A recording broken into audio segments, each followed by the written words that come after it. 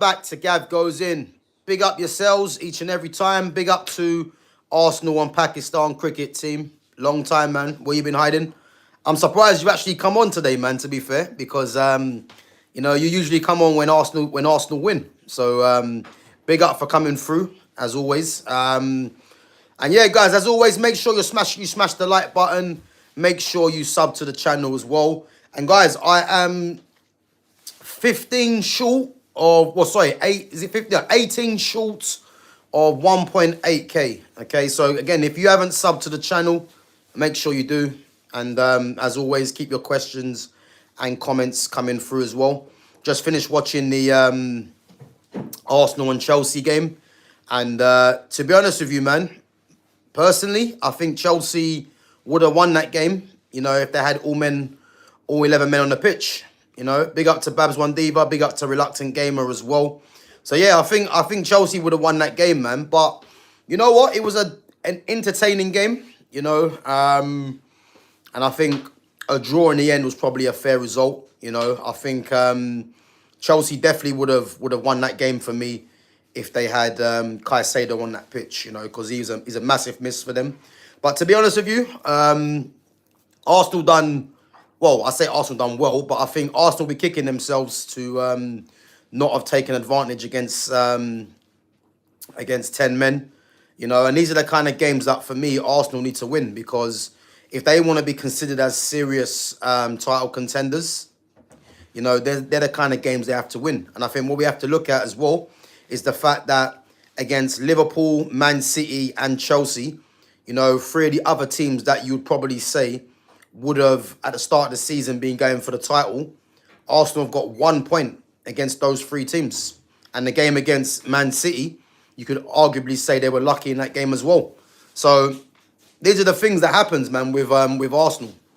They need to be winning them kind of games. Big up to Foxy Danny 3 as well. So yeah, I think Arsenal will look at that as 2 points dropped. And this is what I'm trying to say to you guys. You look at the league table now. Chelsea are in what? Are they? I think Chelsea are third place now. Chelsea are what? I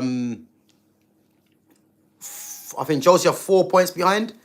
Sorry, I think Chelsea might be second, 4 points behind, and I think City might be third, 5 points behind. So again, there's still a long way to go, and yeah, man, it's 13 games into the season, as I said. So a lot of Arsenal fans getting a bit carried away, but as I said, 4 and 5 points behind from the other teams is, as I said, man, it's still a long way to go. Arsenal lost to Liverpool. They need to beat the big boys. Exactly what I'm saying. To think they've got 1 point against, 2 points against City, Liverpool, and Chelsea, isn't great doing, and they've still got to play them teams again. So, yeah, man, it's a long way to go. But anyway, let's get on to Manchester United. And again, guys, I did say this, when I done my match preview the other day. For me, Manchester United just do this. And it's one of them things where I'm actually bored now of this back and forth with Manchester United, because, I did say it wouldn't surprise me if United went to Palace and won the game, because this is what United do, and this is why I've titled it as well. United win, but this is just survival football, and this is exactly what it is. Under Ruben Amorim, there's nothing that is going to be built off of this manager. It's just surviving for surviving's sake, and this is why now I'm looking more at Ineos. Because Ineos are just allowing this to happen. How can you have a manager here? Really, I think before the game, I want to say he had a 38% win percentage. I could be wrong. Big up to Fitz. I could be wrong. But to think that this manager, is just 1 minute, he's scraping a victory. The next minute, he's getting beat. And then against 10-man Everton, who got absolutely smashed yesterday by Newcastle. And then 1 minute they might nick a late result. And I think United, find themselves now in 7th place in the table. But again, Liverpool won today as well. I think there's quite a few teams on 18 points. So, as I said, there's nothing really to read off this. You know, United. If United would have lost this game today, they could have dropped to as low as 13th. And obviously, with the win, they now find themselves in 7th place. But for me personally, yeah. As I said, I'm just bored. You know, I'm just bored of watching this team. You can't actually enjoy, you know, a Manchester United performance, you know, and I've given up the hope that Ruben Amorim is going to show, you know, the fan base and show that this team can consistently play well, because it's not going to happen as long as he's here as a manager. You know, it doesn't matter for me what players are brought in, you know, it just doesn't matter. At the end of the day, he's a poor manager, and it's as simple as that. And the thing is, I keep calling him a manager now. I'm not calling him a coach, because he's clearly not a coach. Because how these players are playing as bad as they are. And again, it's individual brilliance that is saving this club. You know, to think that, you know, we'll go through some of the goals in a minute. But to think that how many times individual brilliance has saved this manager and he keeps getting away with it, it's just getting boring now, you know. And I need to just see where this ends, because it's one game at a time. You know, I don't take absolutely nothing from today's game against Palace, because Palace should have been out of sight in that first half. Again, I missed the first half. I think I caught the last 30 minutes of the first half. Obviously, you know, Palace going 1-0 up through Mateta penalty that was retaken. But Man United just offer nothing in normal play. They offer absolutely nothing in normal play, and it's just the same old with this club. You know, the actual starting lineup he did, I predicted the starting lineup. I got the starting lineup correct. You know, each and every player that he chose, I got it correct. Now, the problem that I'm having, that I see as well, you know, is we've got a defender, yeah, in Lenny Yoro, who is arguably meant to be one of the best young defenders, not just in this league, but in world football. And like, there was a point in the game where Lenny Yoro was just, because he gave away the penalty, but Lenny Yoro was just sitting in the dugout, and you can visibly see that Lenny Yoro was just distraught, yeah? And it's like, we've now got one of the world's best young defenders, yeah, looking dejected on the bench, because he doesn't start every game. He's coming off, you know, even when Amorim brought him off, you know, and Mazraoui for me is a very good player. But when Amorim brought Mazraoui on for Lenny Yoro, it's one of them things now where Lenny Yoro is, I wouldn't blame him if he's disillusioned. Big up to Evie May Cobley, sorry. Yeah, big up for subbing, big up. Big up to Louis Milton as well. And big up to WXMF says into boxing now. Yeah, big up, man. I've got my fight next Saturday. So yeah, I've got some clips up on my members only, and obviously I'll post this sign today as well. So yeah, man, I'm looking forward to it. And yeah, so Saturday coming, and I'll be getting back in, man, and just getting another W. So yeah, man, listen, I'm looking forward to it. And you know what it is? I'm looking to make this probably a regular thing as well, because I do enjoy it, man. The fitness side of it is good, man. So yeah, big up. But guys, make sure we're smashing that like button as well. We've only got 6 likes, so let's at least get 10 as a minimum, you know. And as I say, if you're enjoying the content, smash the like button. And again, make sure you sub to the channel if you're new as well, and make sure you share the channel. And keep your questions and comments coming in as well. So yeah, as I said, I think the fact that Lenny Yoro is looking just dejected from this team now is not good, man. It's not good, because as I said, this is a guy that's meant to be the future, you know, for Manchester United, and he's getting hauled off because this manager is just literally hanging him out to dry, really. You know, and it's one of them things where this manager doesn't really want to play the youth, because, as I keep saying, he's in survival mode, you know. And just look at the fact that as well, you know, you've got a young defender in Aiden Heaven. He can't even get game time now because of Luke Shaw. And as you saw, Lisandro Martinez is back now as well. You know, so you got all these things going on, and yet this manager just keeps on nicking results. You know, and let's go through the two goals. Yeah, Joshua Zirkzee.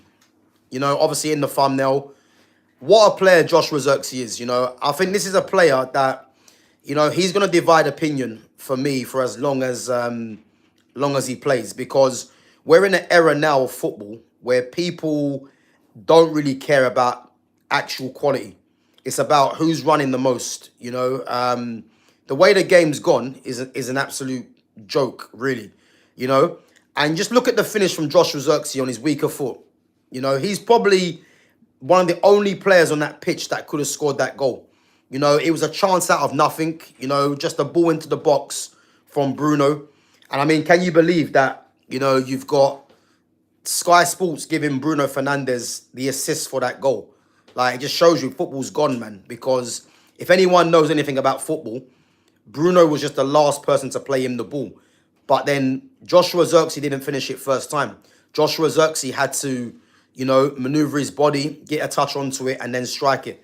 So again, what a finish from Zirkzee, man. Great finish. And he deserved it because, you know, against Everton, he was very good as well. And this was a player that was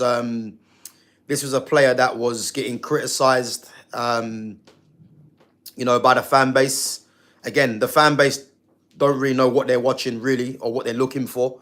You know, and as I said, Joshua Zirkzee had a very good game against Everton, and he was a goal away from getting praise.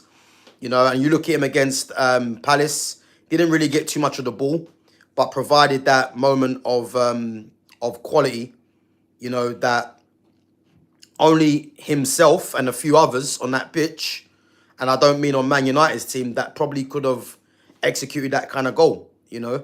And as I said, man, great finish to get United back into the game. And then, you know, I think the free kick, I mean, who do we say it was clever from Bruno and Mount, or do we just say that the goalkeeper Dean Henderson didn't organise the wall properly? You know, I think it was a bit of both. And again, man, Mason Mount executed it well. You know, Mason Mount didn't really do anything else in the game apart from the goal. And again, it's just individual quality or brilliance that is getting this manager, you know, out of trouble, really. You know, you think of the fact that, you know, he's still playing Diogo Dalot. You know, you think of the fact that, you know, Mason Mount came in today, which was to be expected. Bruno Fernandes plays 90 minutes. You know, as I said, Lisandro Martinez is now back into the squad. You know, so he's got his favourites, this manager, as we know. But how long is this going to continue? You know, and as I keep saying, man, it's just down to Ineos now. You know, because that was a poor game. You know, as I said, I missed the first 20, 30 minutes. And then the whole game was just boring, you know. And Crystal Palace will be kicking themselves that they didn't really, you know, secure that game in the first half, you know. But this is what United do, man. I wasn't surprised that United actually won the game, because they do this time and time again. And yeah, man, it's much needed 3 points. But, you know, if there's any fans really that are getting carried away with this this result, you know, there's a beating round the corner. You know, United's next game's against West Ham, who got beat by Liverpool today. You know, West Ham are going to be missing Lucas Paqueta as well. So, you know, he's one of their creative sparks as well. So, you know. But again, it's just one of them things, man, that is just the same old, man. You know, and I'm getting bored of it, really. You know, I haven't really got any kind of excitement in me left watching this team. I'm just bored of the football. I'm bored of the formation. I'm bored of the lineups. So yeah, it's just, how long is this going to keep continuing, man?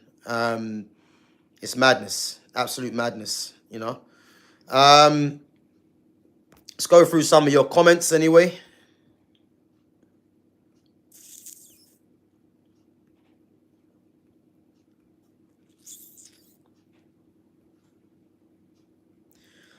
Big up to Niche fan says, finally Zirkzee gets his chance and smashes in the best goal of our season. Yeah, but again, Joshua Zirkzee is a top player, man. And he's a symptom of what football's become, you know. Um, if you don't rate a player like Zirkzee, you know, you don't really rate football. That's how I kind of see it, because someone with his ability. There was one bit in the second half, yeah, where he brought the ball down in a tight space, and then I think he brought the ball down and then passed it off all in one. The way he done it, yeah, was just silky. And this I'm trying to say to you, man. He's got so much quality, but we're in an era now where athletes are only really getting praised, you know, and someone like Zirkzee, who's a pure footballer, unfortunately, he's going to be getting his critics, especially in the league like this as well, you know. But that goal he scored today was just, you know, it's one of them goals where, you know, it's very unlikely he can score another goal like that, because it was just perfect, you know, off his weaker foot. You know, you have to be very technically skilled to score that kind of goal, you know. But as I said, man, he's a top player, and, you know, put it this way, yeah, like when Sesko does come back, because I'm assuming Sesko probably might be back after the West Ham game, probably. This is when you're gonna see, yeah, if this man just got any respect, you know, because really and truly, Zirkzee's had 2 games, and this is a guy that hasn't even had, you know, he's had what, 2 90-minute games, you know, and he's played well in both of them. He's got a goal in one and a good performance. If Sesko comes back and then Zirkzee gets dropped, then this is when you're gonna see, you know, what happens in January, because yeah, it'd be unacceptable on that front, you know. Marino was playing like a CDM until he scored that goal. You know what? Mikel Marino does pop up with some important goals, man, for Arsenal. You know, and Arteta's got a problem now, because he's going to have to justify this Gyökeres signing, you know, and they're a better team with Marino. And Marino's just got them a point as well at Chelsea. And obviously we know Marino's a central midfield player, but there ain't no denying, man, that he's been a key performer for Arsenal. And then you got Kai Havertz coming back, Gabriel Jesus, who's back as well now, Gyökeres, who was the big signing. You know, what's he gonna do when they're all fit? You know, they've got a lot of options, but it's just how you're gonna keep them all happy, really. Yoro is our best defender, and this Dossa is hooking him off. He's thrown Dorgu under the bus. Yeah, but again, I'm not really surprised why, like, what he's doing with Dorgu and what he's doing with Lenny Yoro. Again, he's relying on experience, you know, and this is what I'm trying to say to you. There ain't no forward planning with this manager. There ain't nothing that you can take from one game to the next, because he's playing survival football. This is the problem. And as long as you're playing survival football, you ain't going to build nothing, really, you know. Just all you have to look at is the majority of his starting lineup. How many of these players, realistically, is Ruben Amorim, if he manages to still stay here somehow, how many of these players are you going forward with? You know, because you look at Luke Shaw, you look at Casemiro, Bruno Fernandes, Dallo, those players there. How many of them is he really going to be going forwards with? There ain't too many, you know what I mean? So, yeah. And then the youngsters like Aiden Heaven, you know, Kobe Mainu, these guys don't even get any game time. Joshua Zirkzee, you know, and these guys are meant to be the future of the club. So, yeah, man. And look at Lenny Yoro now. Lenny Yoro's now getting treated the way he's getting treated, because this manager again is just using him as a scapegoat. You know, again, Lenny Yoro gave away the penalty, and it was a poor challenge. But this is meant to be a defender that is meant to be one of the best defenders in world football, young defenders in world football. You know, and he's now getting taken off, getting made an example of. For what? This is a guy that could have gone to Real Madrid, but yet, you know, he chose Man United, and look at how he's getting treated by this manager. Disgraceful, you know. Zirkzee played like a complete striker. Mate, he's a top striker, Zirkzee, man. He is. Our first 11 should be 4-3-3. Lamens, Dorgu, Heaven, Euro, Mazraoui, Casemiro, Mainu, Ahmad, Embuemo, Cunha, Zirkzee.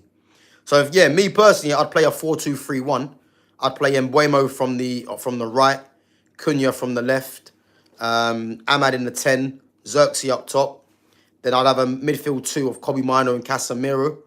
And then I'd have Dorgu at left back, Mazraoui at right back, Lenny Yoro and Matthias de Ligt at centre back. And de Ligt should be the captain with Lamens in goal. You know, that's a team that I would play.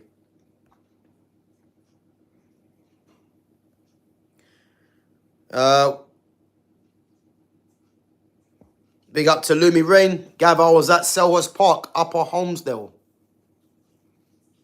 Oh, was you really? You was there watching Mason Mount, yeah? Mount is so good in person. His movements and positions, something you don't see on TV. Now, listen, Lumi. I'm not buying the Mount prop, man. You can do this all you want.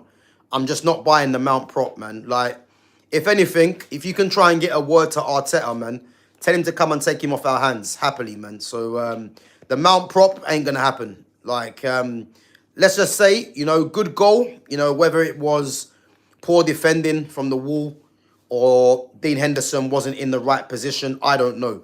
But let's not do this Mount prop because he was poor. He didn't do anything, you know. So yeah, I'm not here for that, man. You can watch him in person all you want. It's not gonna work, man. He's not a player that should be featuring regularly for Manchester United. You know, no way.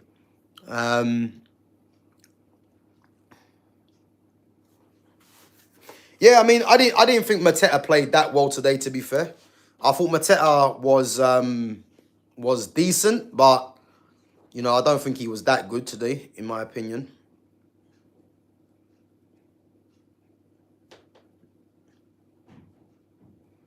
People are saying Mount over Cunha.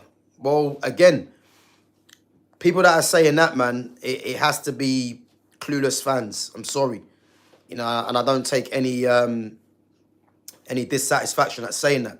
If you think Mason Mount should be playing ahead of Matthias Cunha on that left 10, then football well and truly is finished because, yeah, I'm just not entertaining that, man. No way.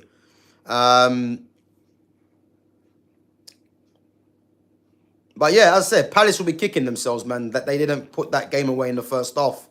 And again, people might say it was an audition for Glasner to show that, you know, he's a future Man United manager. And again, I rate Glasner highly, but I think he might have touched on this as well. You know, they obviously played in midweek against AZ Alkmaar in the Europa League. I mean, in the Europa Conference League, and you know this is when having a small squad will take its toll. You know, you think of United, you know, having a longer rest, and then obviously, you know, they've got a big squad as well. You know, these are the kind of game. This is what happens really when you got a small squad and you're in Europe as well. Crazy, man. Yeah, exactly. Paddy should have been 3 or 4 up. This is why I don't take any satisfaction at the fact that United won this game. You know, I said from these 2 games against Everton and Palace, Amorim needed to get 4 points minimum. You know, he got 3 points. And as I said, every kind of target that I set for what I think he should be achieving, he's failed each and every one. You know, so again, this is getting a bit of a, yeah, it's just getting ridiculous now. They have to keep watching this manager and what he keeps dishing up really, because there's nothing to build off for the future, man. You know, there ain't nothing. Palace clearly felt the impact of a midweek game today. Yeah, I think Glasner touched on it as well in his press conference.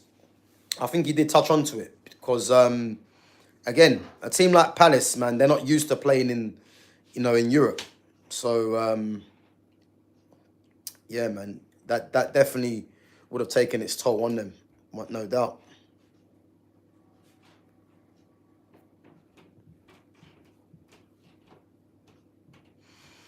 So Amarim's a dosser. pure and simple. Can't wait till he's out. Yeah, you and me both, man. But you know, I've given up now, really thinking when he's gonna leave, because the fact that he's still here, yeah. And one thing I'll tell you as well, which I noticed at the end of the game, yeah. You know what the problem is, yeah. A lot of these, a lot of these Manchester United fans, yeah, they are part of the problem. You know, the match going fans, they're part of the, they're probably the biggest problem, yeah. Because to think that Manchester United, I'm not gonna say they didn't comfortably beat Palace. They scraped a result, yeah, through individual ability yet again. So the fact that these fans are clapping these players, you know, after a joke of a season so far, after 13 games, yeah, it just shows you why that this club ain't serious. Because if you're a true fan of Manchester United, yes, they've won this game, but there's no way you should be clapping the way they are, because it's like, do these fans actually think this is actually acceptable? What's going on? Like, Man United find themselves in 7th place, and it's not 7th place where they deserve to be 7th or deserve to be higher. If we're being honest with you, they've got away with murder this season. I can only think of one game this season where I would say that United have won, where I would say, do you know what? Fair enough. And that was the Sunderland game, which I didn't even see the full game, but United won it 2-0. That's the only game United have won this season where I would say, do you know what? Fair enough, man. They won the game. That's 3 points. And to think that United are 7th, and there's been one game which I can tick off and say, you know what? They got the points. Fair enough. Is an absolute disgrace. And then you got these fans just clapping these players off the pitch. And people wonder why the Glazers keep taking the piss. You know what I mean? Like, the Glazers must be laughing, because you got these match-going fans just clapping the players off the pitch.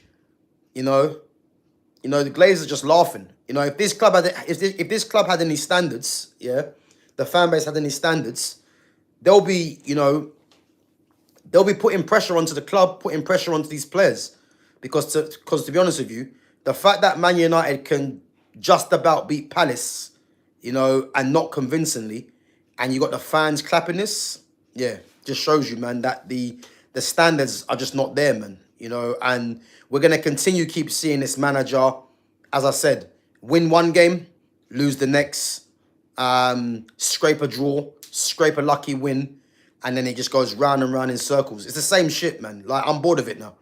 You know, United are 7th right now. Man United got West Ham at home. You know, United, can I see United comfortably beating West Ham? Not really. You know, and it's back to square one. Even if Man United do beat West Ham, you know, there's another loss around the corner. It's just the same old bollocks, man. It's just nonsense, you know. Saw your Ruben short. Completely agree. Trash manager indeed, mate. He's one of the worst. He's one of the worst managers in this league. Like, name your manager that is that is worse than Ruben Amorim. You know, you're probably gonna say Rob Edwards from Wolves. You're probably gonna say him, but he's only just got here. I don't think, yeah, there's a worse manager than Ruben Amorim. I don't think people deep how bad of a manager he is. Like, don't look at the fact that Man United are 7th and they've won a couple of games. That's all been down to the players, not Ruben Amorim's in-game tactics. You know, so yeah, I don't think people should be looking at the fact that Amorim's got a couple of wins and he's 7th as to take anything away that he's a good manager, because he's simply not a good manager, you know. And it's one of them things where I'm just surprised that Ineos's eyes just not opened, you know, because the one thing that I see, you know, which was a positive actually, even though United won the game today, they panned to Jason Wilcox and Omar Barada, and they look visibly pissed off. So that is the only positive that I can see really from today's game. You know, they look like, yeah, we won the game, but it was shit. You know, and I'm hoping they're thinking that, because if they're thinking this is acceptable, you know, then we're in bigger trouble than I thought, because this is just unacceptable what we're seeing. The football's just boring. It's crap, you know, and we have to just watch this every week and just see United scamming results, you know. scamming results. I guarantee you, yeah, if that wasn't Joshua Zirkzee and that was Benjamin Sesko, you know, that doesn't go in. And it probably ends up a draw. So, you know what I mean? There's so many problems with this team, man. It's just ridiculous now. United are finished. They will finish 9th, no Europe. Listen, United finished lower than that. If Ruben Amorim somehow, you know, and I'll say somehow, if he somehow lasts the whole season, which I'll be very surprised if he does, yeah, Man United finish in the bottom half. I've seen a lot of Manchester United, yeah, to know that they're not going anywhere with this manager. We're just getting bailed out by individual brilliance. But sooner or later, the luck's going to run out. Because this is when you're going to need your manager or your coach, yeah, to coach you through games. Like, he actually coached Man United to a loss today. He did. And was bailed out by brilliance by Joshua Zirkzee. And then good thinking from Bruno Fernandes and Mason Mount. That is it. But what happens when we play, you know, other teams that are in good form or whatever? This is when you're going to need... this is when you're going to need Ruben Amorim to try and see what he can conjure up. And so far, he's been there over a year, and it's just been a year of failure. Like, so United are 7th right now.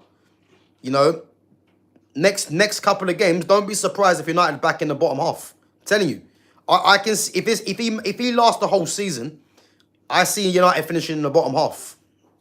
You know, because the points tally is very, very tight. And United have got, what, 21 points. And as I said to you, you know, I can only count really one game where they've said, where I can say, yeah, 3 points, fair enough, you know. Zirkzee was the only exciting player on the pitch for us today. Mbeumo looked off. But again, why does Mbeumo look off? I don't blame Mbeumo. Mbeumo's been asked to play in a position where he doesn't play.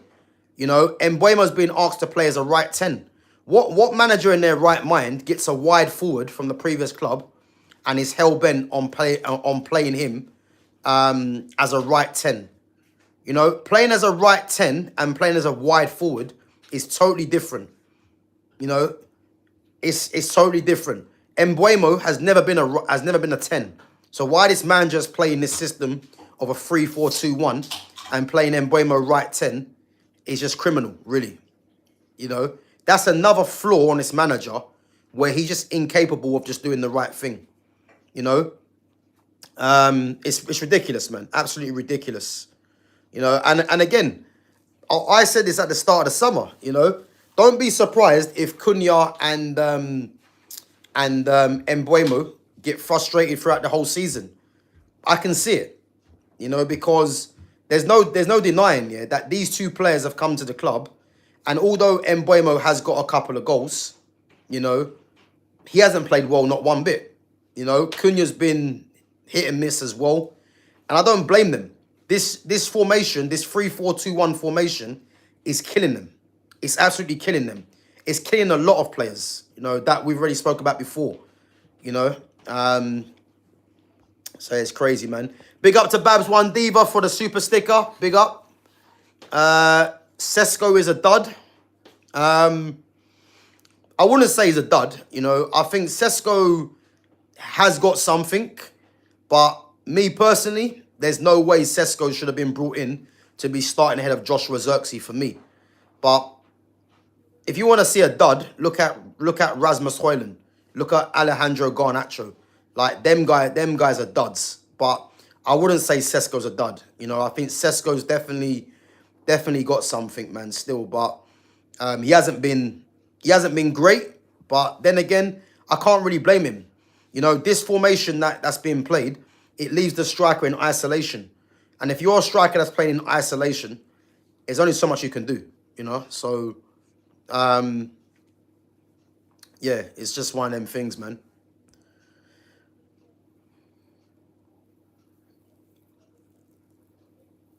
Who's developing? Who's developing? I don't see any player developing at this club under this manager. No one. Name me. I can't name you one player that has improved since Amorim's come to the club. Not one player. This is the problem. Nah, Mbeumo hasn't been class. He hasn't.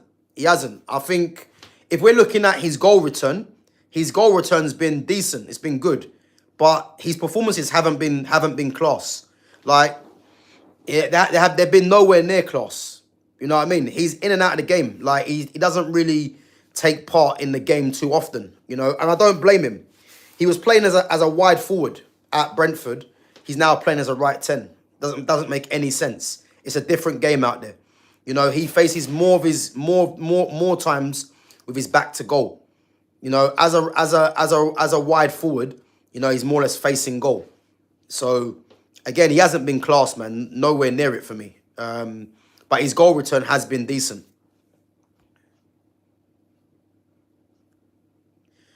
I think Lenny Yoro is overrated. He might come good potentially, but this may not be his level.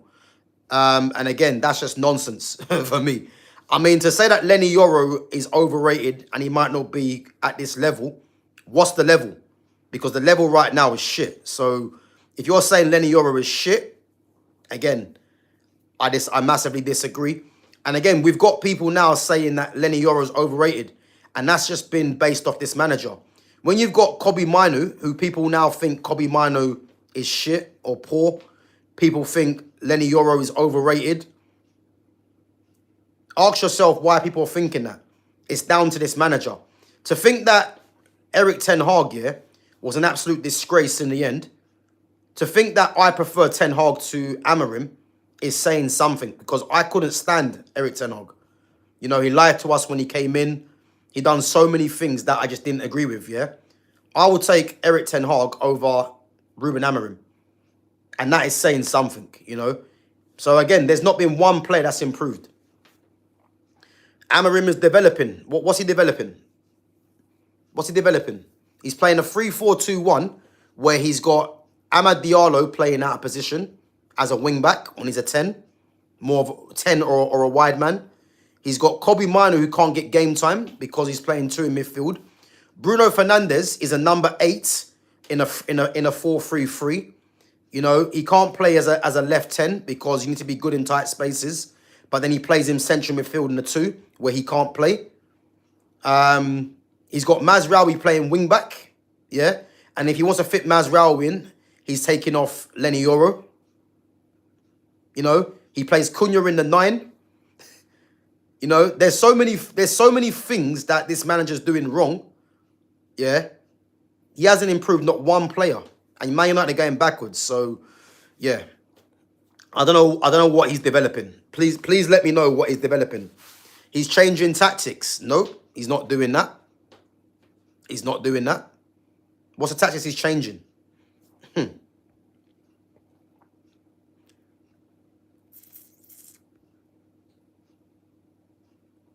Listen, Lenny Yoro is a future player, man. He is. Like, yeah. And look at that, yeah. Lenny Yoro, for me, should be in that French World Cup squad. It's going to be touch and go if he gets in there. And it shouldn't be. Because he's potentially one of the best defenders in the world. You know what I mean? He's one of the best young defenders in the world. And at this moment in time, he's getting made to look like any guy right now. You know, on the bench at times for Harry Maguire, and now he's getting hooked off. You know, and you can see after the game, or during the game, how distraught he was. So this is what this manager's doing now. He's making players that are top players, you know, second guess what they're doing, you know. Mbeumo is on track to score less goals than at Brentford. Surely you have to be scoring more at United. Amorim is destroying him. So again, you would think he would score more goals at Man United because Man United is a bigger club. But that's not how football works, really. You know, Thomas Frank had a system in play, not to mention he was playing Mbeumo in his position, which allowed Mbeumo to get goals. Not to mention as well, Mbeumo was the penalty taker. He's not penalty taker at Manchester United. So again, he's had a decent start to his career at United in terms of numbers. But if you're just watching the game, you will see he hasn't played well, not one bit. He hasn't. He's played nowhere near the level that he was at Brentford. And that's due to this shit system, you know. So, again, do I think he hits the numbers at Manchester United that he did at Brentford under this manager? No, he doesn't. You know, he doesn't. And that's the truth. Nah, you're mad, bro. We won. Yeah, and this is why we fell. Because, again, fans like this just think that because we won the game, you know, it's all good now, you know. And this is the loser mentality that this club has got at the moment. When you're getting fans clapping the players off because they beat Crystal Palace, and then next week we play West Ham, if United get beat, it's back to square one. This is why this club will never learn, you know. And this is why for me, you know, I'm more of the time just laughing because this club ain't serious. This club ain't serious, you know. It's nowhere near serious. I'd take Southgate over Amorim. And that's how bad it is now, is that we got Gareth Southgate in the conversation. I actually think Southgate would actually do a better job than Amorim. That's how bad it is. That's how bad Amorim is, you know.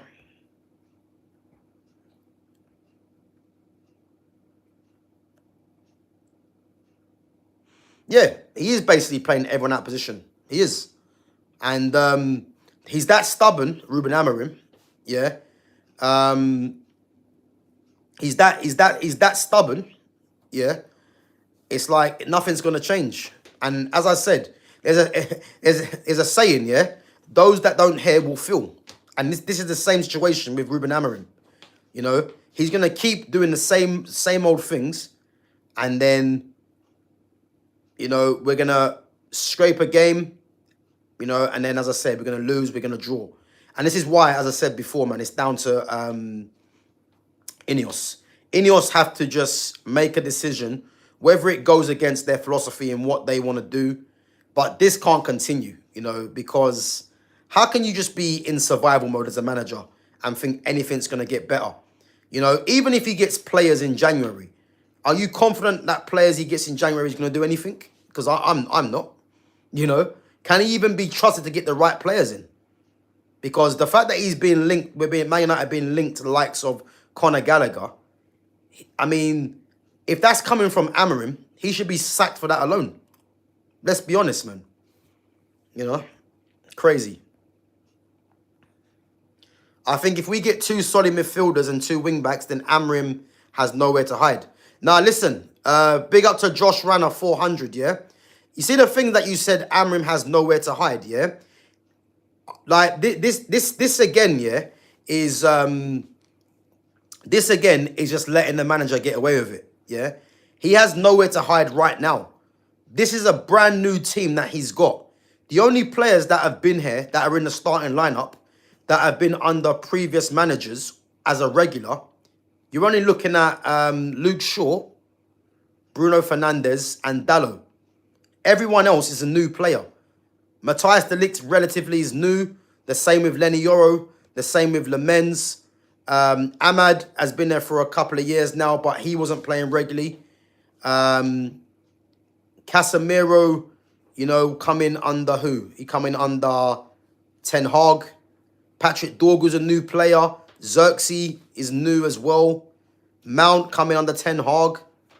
Mbuemo's new. Cunha's new. So again, the only players that have been here that are regular starters for Ruben Amorim, that have been here under multiple managers, is Luke Shaw, Diogo Dalot, and Bruno Fernandes. So when people tell you that he needs his own players or he needs more players, they're actually just lying to you. They're lying to you. They're just trying to just, you know, put the blame onto other people rather than the manager. So for me personally, I'm not going to hear the fact that he needs more players. He was brought in to be a top coach. And anyone that's played football to any level or watched football, the job of a top coach is to improve the players you have. There's not one player he's improved. So why is he here? They'd have been better off just keeping Ten Hag in charge and then buying players for him. Because Ten Hag wouldn't have Man United, you know, having what? 13 wins in 12 months. He wouldn't have Man United doing that. So, again, man, I'm not here for the excuses. Man United do need new midfielders. We all know that. We all know that. You know, and again, when Ahmad and Mbeumo go off to AFCON, you know, even the fact that he's targeting Karim Adeyemi, yeah, is a problem. Because I've spoken this before, yeah. The fact that Amarim's targeting Adeyemi doesn't make any sense. Because if you've got Mbeumo playing as a right 10, and Adeyemi is the exact same player in terms of being a wide forward, yeah, and you're going to play him as a right 10, why are you bringing in Adeyemi? Because Adeyemi doesn't get goals like Mbeumo's got. So why is he being brought in? You're bringing him in to not play in his favourite position, and he doesn't get numbers. So why is he being brought in? Doesn't make any sense, man. So I just don't know what to make of this, man. Yeah, big up to John, man. Appreciate it. Appreciate it, man. Big up. As I said, man, you know, difference of opinion, but I just want to see my team play good football, man, and play the best players.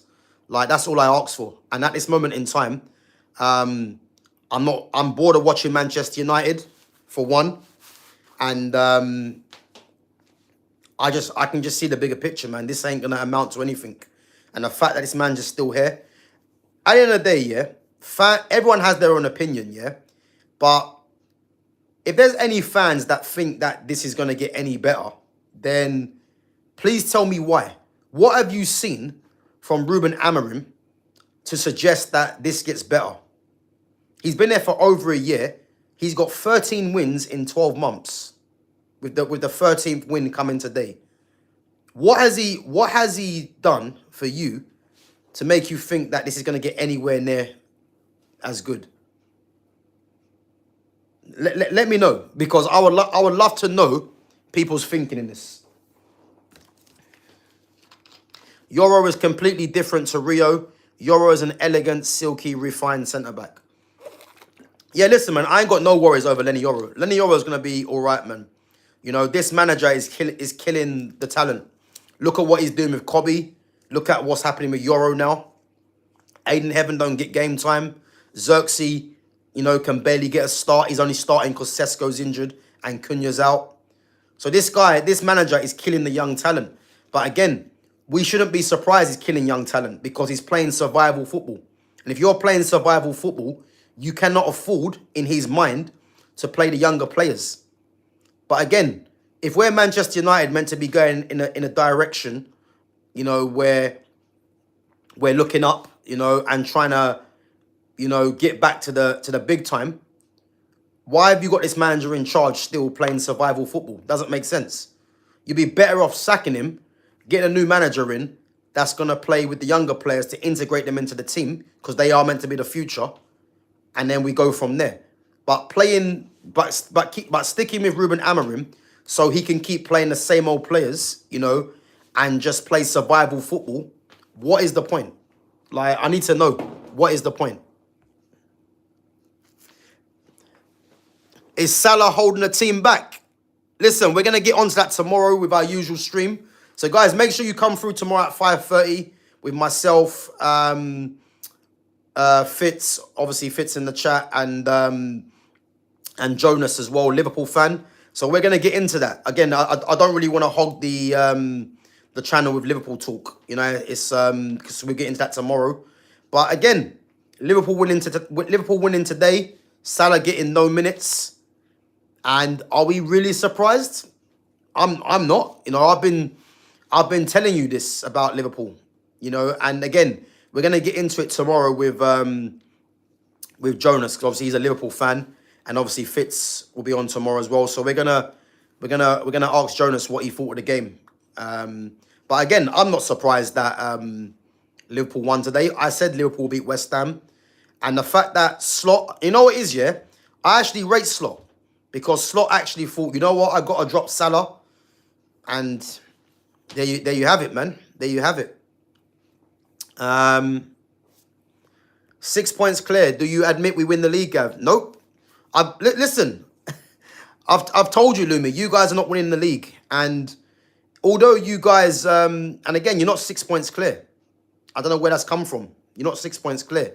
I think you're 5 points clear from. You're 5 points clear from Man City, and you're 4 points clear from Chelsea. And again, these are the kind of games, yeah, that Arsenal fall short.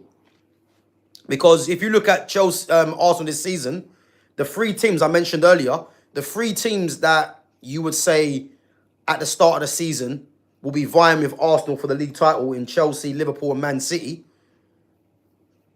Arsenal failed to beat either team. They've got 2 points from 3 of them games. Chelsea were down to 10 men. They got a draw. City were 1-0 up for a large parts of the game. And then a last-minute equaliser from Martinelli. And Liverpool, you got beat.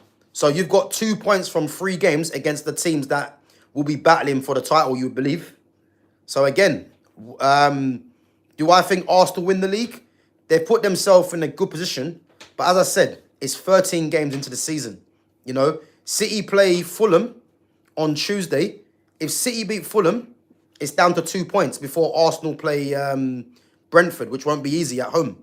And all of a sudden, if Arsenal draw that game, it's 3 points with City still to play them. So again, I'm trying to say to you, man, there's a long way to go because there's no denying for me that Chelsea would have won this game if Chelsea had 11 men on the pitch.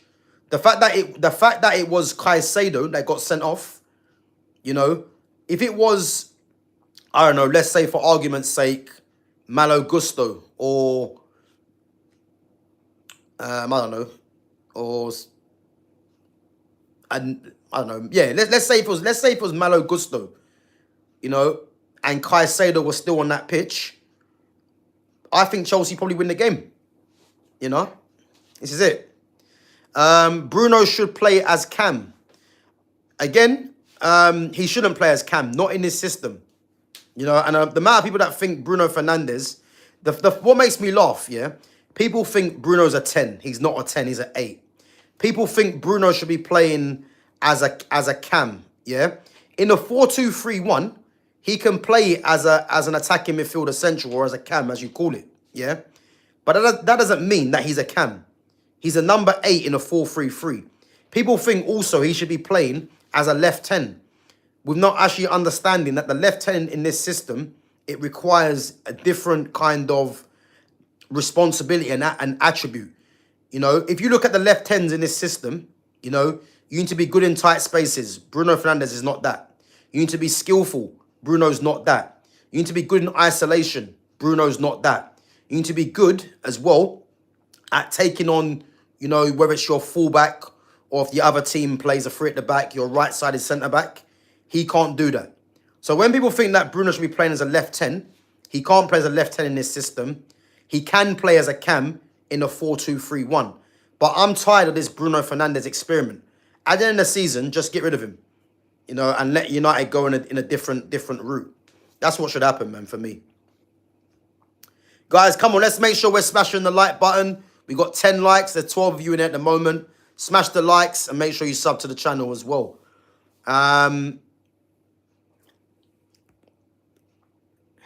Mount needs to play more often. He makes such a difference. No, he doesn't. No, he doesn't. And again, when everyone's back fit, this is when we're going to see what this manager does. Because he likes Mason Mount, yeah? But when Cunha comes back, I don't want to see Zirkzee get dropped. Zirkzee get dropped. Because for me, the front three should be, which is what I said at the start of the season. It should be Zirkzee in the 9, Cunha as a left 10, and then Mbeumo as on the right. Even though I hate seeing Mbeumo play as a right 10, but this system, it should be Mbeumo, Cunha, Zirkzee. So when Cunha comes back, because I don't want to be seeing Cunha on the bench for Mason Mount. So again, this manager is going to have to think long and hard what he's going to be doing, you know, because he'll be under pressure, man, if he makes the wrong decisions. Give JJ a run. Yeah, JJ can't play, man. He's too young. And as I said, he's next season JJ will be involved, hopefully. But again, you can't have JJ Gabriel under a manager like this, you know, because we've already seen what he does to young players, and that's not a lot. So yeah, just get me a new manager, man, and just keep it moving.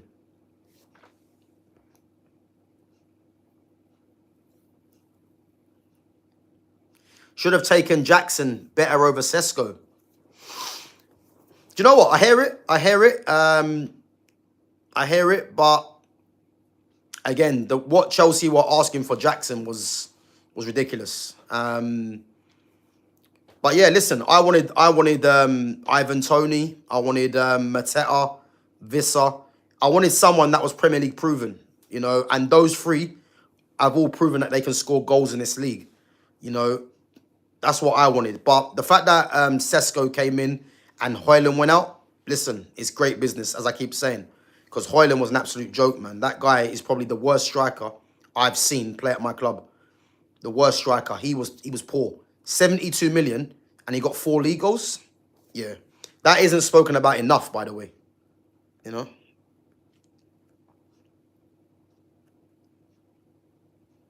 Yeah, Bruno is shit. He is. He has never been a 10 either. Yeah, I agree Bruno's shit. Like, and what people need to realize as well, yeah, is you need to be very wary of what the media and what especially Sky Sports, what they do. And this is why, yeah, this is why YouTube channels and someone like myself, it's refreshing. I look at, because I'm not gonna lie to you guys. I'm gonna give you my honest opinion, and I'm just gonna tell you how it is, whether people like it or not, because it's about conversation, yeah.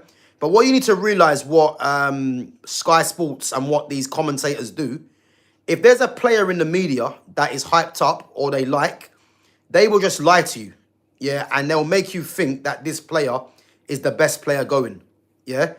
Because if you check what they do for Bruno Fernandes, they're always showing Bruno's stats, whether it's goals or assists, yeah. But they're never gonna show, other stats which are not goals and assists. They're only gonna show something which is gonna be seen as a positive on the eye, because it's all about getting you to believe in Bruno Fernandes, yeah. The fact that he was given the 2 assists today and man the match just shows you why you should never listen to these commentators, because these guys don't know what's going on, and they're probably scripted and being told who to praise. Because anyone that knows football would have seen that the goal that Zirkzee scored had nothing to do with Bruno Fernandes, Bruno Fernandes was just someone that was on the free kick, like he is always, that played the ball into the box, and that was all about Zirkzee. That had nothing to do with Bruno Fernandes, but yet they give him the assist and try and make it fashionable that he's now got more assists than Paul Scholes or Wayne Rooney or something like that. I can't remember who it was. And then the goal with Mason Mount, all he done was touch the ball to Mount, so Mount could strike it, But again, they give him the man the match. He got 2 assists, and all of a sudden it's back to the Bruno Fernandes show. Yeah, this is what the media and Sky Sports, this is what they do. They ain't got a clue what's going on, and I promise you, don't look at them because they're in the studio and they've got a clue as to what's going on. These guys are just scripted, and they're told who to praise and who not to praise, And this is the problem, because Bruno Fernandes was poor. I watched the whole game. He was poor. He does the same thing every game. Yeah, he just gets his foot on the ball, and then when someone gets close, he just lays it off, as if to say like he's in control. And this is what they do. They just hype it up because, it's Bruno Fernandes. And this is the problem. Don't listen to these people, man. Just form your own opinion. That's what I would say. Form your own opinion, or just listen to people that actually watch football properly. Because a lot of these people don't even watch the game properly. Ahmad is a 10. He is. Yeah. Exactly. Bruno ain't press resistant. That's the problem. And in this left 10 and the right 10 position, you need to be press resistant. This is why you cannot play him in this system as a left or as a right 10, because he isn't press resistant. He's not strong to hold a man off either. He's better facing the goal. So again, man, it's no, Ahmad is a winger in a 4-3-3. So again, in a 4-3-3, Ahmad's a wide player, but in a 4-2-3-1, he can play as a 10 or as a wide man. Ahmad is actually a number 10, but he's been playing so much of his football out wide.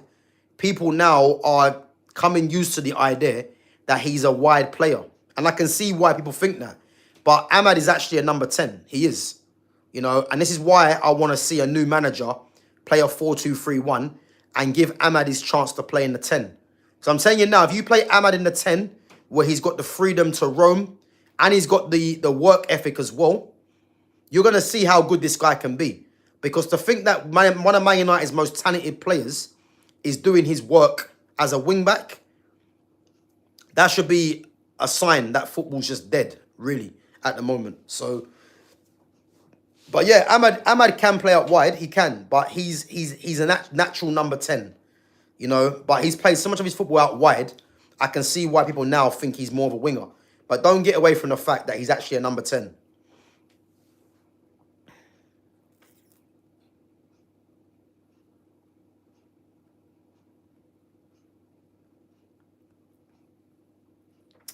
Is Altai going to leave?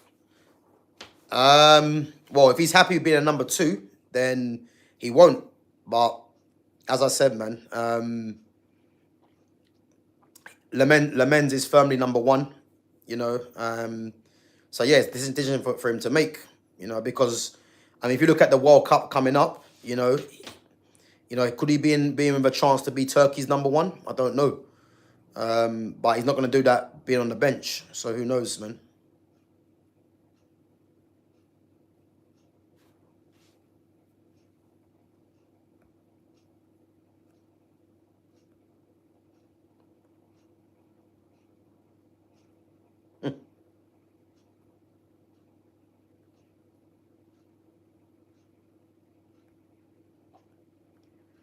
Yeah, listen, United had I wouldn't say a great win. It was a much needed win. But let's be honest, man. Are we really going to start getting excited that United won today? Because I don't think you can. Like, end of the day, be happy that United got the result. The result is the only important thing. Because Man United getting beat today, they would have found themselves as low as 13th. You know, and it's becoming too much of a common theme that United are just struggling, you know. But again, it's a good result, but there ain't nothing to take away from this game into the next one because it was individual brilliance like it's been doing for a while, you know.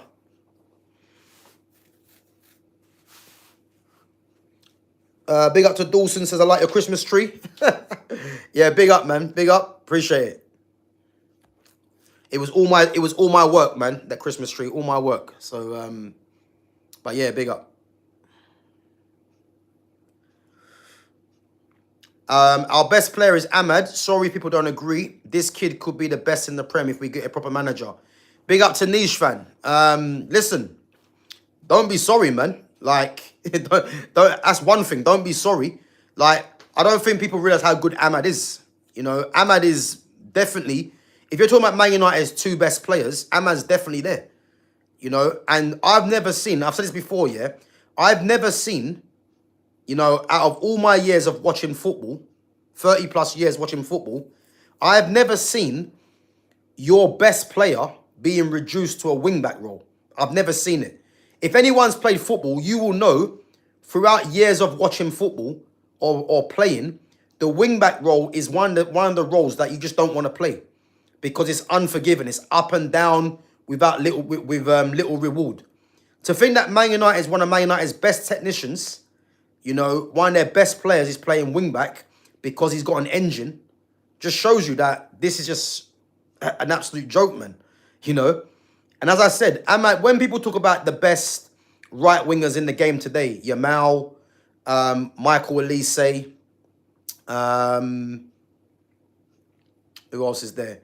People might put Esteval and Saka in there as well. I think it's too early still for Esteval, you know, even though I do think he's good. Saka, you know, consistently in terms of, you know, I say consistently, actually. I think Saka's a good player, but I don't think he's a top player. But people might mention him as being one of the best wingers in the world. Not for me. Yamal and Elise are definitely in the top 2.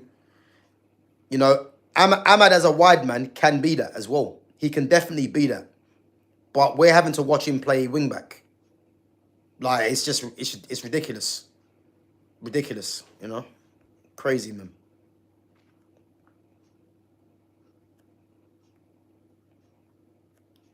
What I noticed about Mount is he elevates every player around him. I think he'd be a great captain. Yeah, let's move on from that, man. Like, I ain't taking that seriously. You know what I mean? How do you feel about buying Semenyo and turning him into a left wing back? Well, again, just scrap that for a start. If the funny thing is, yeah, Man United are not buying Semenyo for one, and why would you go and buy Semenyo for left wing back? And if Semenyo's got anything about him, you know, why would he go and play left wing back? It's not going to happen anyway. It's just talk. You know what I mean? It's not going to happen, man. Why would Semenyo leave Bournemouth to go and play wing back for Manchester United? Like, it's not going to happen. So, yeah. As I said, this manager surely can't have too long left because it's unacceptable, man. It's unacceptable to be watching this team play like this for too long, man. Could Arsenal win the treble? Arsenal won't win nothing this season. The only thing I can see Arsenal winning this season is, you know, possibly a Carabao or a FA Cup. But they've got Crystal Palace. I think next game is in the Carabao Cup. And I'll tell you this now. I think Palace could beat them. You know, I think Palace could beat them. But Arsenal to win the treble? Nah, not going to happen. Not going to happen for me. Well, I say it's not going to happen. They've never won. So if they're going to win the treble, what? You're talking about Champions League, league title, and an FA Cup. Well, they haven't won a league title for 20 plus years, I think now.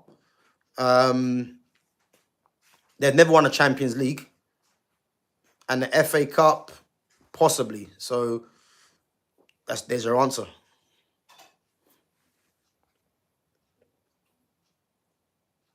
Who is the top winger right now?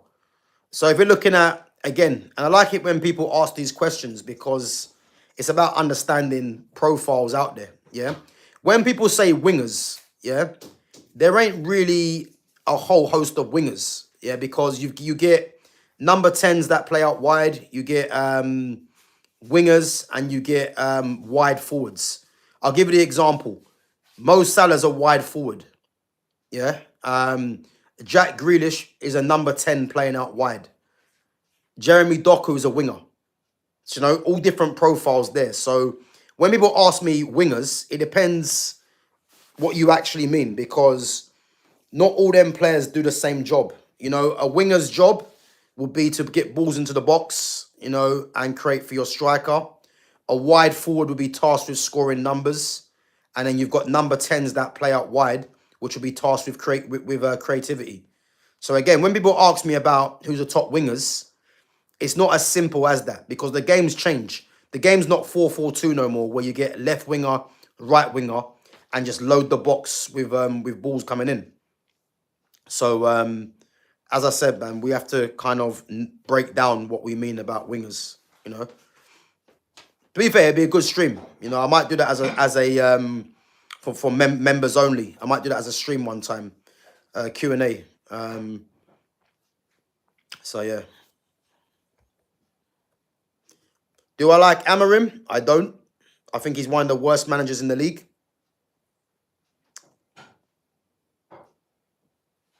Yeah, I agree, man. This whole wing back is nonsense. It is nonsense. It's yeah, it's ridiculous, man. Ridiculous. Neto is a winger. Yep, Neto's a winger. YouTube UK1 says, do you rate Kieran McKenna? You know what? I've actually got a funny story, actually. Well, I say a funny story, yeah. Kieran McKenna was actually at Tottenham. He's a year older than me, Kieran McKenna. So he was at Tottenham in the older age group when I was there. So, yeah, obviously I was at Tottenham for 3 years. And he was in the older age group than me, Northern Irish, yeah. Which is actually weird, yeah. And now, obviously, he's manager of Ipswich and was at Man United as a coach. So, yeah, it's crazy, man. Do you rate Kieran McKenna as a coach? I think he's a decent coach, to be fair. Yeah, I do think he's a decent coach. But if does that mean we want to go for Kieran McKenna? I don't think that would be a good idea, if I'm honest. But I do think he's doing a good job with Ipswich. I think they got beat yesterday actually by Oxford. Funny enough, yeah. Amorim is one of the best managers of. Amorim is one of the best manager of players and media, but he's one of the worst tacticians. But again, like a lot of fans like Amorim because they think he talks well, which is nonsense. Like, what do you like? Some of the things I've heard, like he talks well. It's like, well, how do you think he's meant to talk? And I think what's happened is that we were starved of a manager talking well because we had Eric Ten Hag, who couldn't put a sentence together. So I think now, because people see Amorim and he's putting sentences together, people assume that he's saying a lot, and he's not. What he's doing is pulling the wool over a lot of fans' eyes, really. You know, because it's unacceptable what's actually going on here. You know, and I just don't understand, man. He doesn't fool me. You know what I mean? He doesn't fool me. If he was clever, yeah, he wouldn't be playing so many players at opposition. You know, he wouldn't be playing this dumb formation when players are clearly better in a new formation. And this is why I keep saying this is survival football. You know, it's survival football because, you know, this ain't going to get better. It's not. You know, because by now, we will be able to see Man United play a cohesive brand of football consistently. And it's not happening. So, yeah, it's crazy, man. But guys, listen up. Big up yourselves each and every time. Guys, make sure you smash the like button if you've enjoyed the stream today. Make sure you share the channel as well. And make sure you sub if you're new in here as well. And check out all the other content. So, as I said, I'm going to be back tomorrow with Fitz and with Jonas, obviously Liverpool fan. And hopefully Rinser will come back on as well, who's an Arsenal fan as well. Let's see his take on how Arsenal got on today. But I don't think he'll be back on, but we'll see. So, yeah, man, listen, as I said, man, big up yourselves. Even if you're newcomers as well, big up for coming on. Big up for subbing to the channel. Big up to Dawson McGowan as well for coming on as well. Big up. And, guys, as I said, I've got my boxing fight next week, next Saturday. So, obviously, there's some content in there for members only. So, again, if you do support the channel and you want to become a member, by all means. And, as I said, yeah, I got a fight coming up next Saturday, which I'm looking forward to. And I will be streaming. I've got my face-off coming up as well on Wednesday. And, obviously, the fight as well on Saturday. So, yeah, I'll be getting some content out for that as well, which I'll be putting up on my members-only section. So, yeah, and once we get a certain amount of members on the channel as well, we're going to do a live Q&A some point as well. So, yeah, big up yourselves for coming on each and every time. Big up to all the newcomers. Big up to all the mods. And as I said, we'll be back tomorrow at 5:30. And we're going to get into some more Liverpool talk and some weekend football and see what the others see what their take is on it as well. Guys, I should be about 15 away from 1.8k subs. So again, if you do enjoy the channel, you know, and you do enjoy the content, check out all the other content and make sure you sub as well if you're new. And yeah, big up. I should catch you guys tomorrow at 5:30. If I'm back earlier, as always, keep an eye on the schedule. Make sure your notifications are on. And guys, make sure your notifications are set to all. Because YouTube have just done some madness where they've changed people's notifications to personalized.